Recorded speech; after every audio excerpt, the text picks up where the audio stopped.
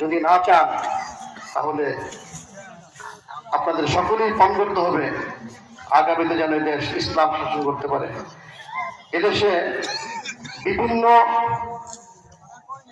থানা বা বিভিন্ন জেলায় বিভিন্ন জায়গায় ইসলামী যে দলই যে প্রতীকী দ্বারা হয়তো সমস্ত জায়গায় একই ব্যানার থাকবে না।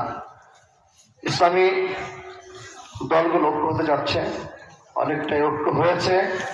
আমাদের আরাফাত হারবার বাংলাদেশের কোটি কোটি মানুষের পরিচিত নয়নের মনি ফয়জুল করিম সাহেব, রেজাউল করিম সাহেব, পীর সাহেব চরমাই, তিনাদেরও একটা প্রতীক আছে।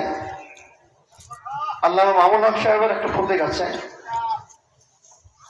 তো বিভিন্ন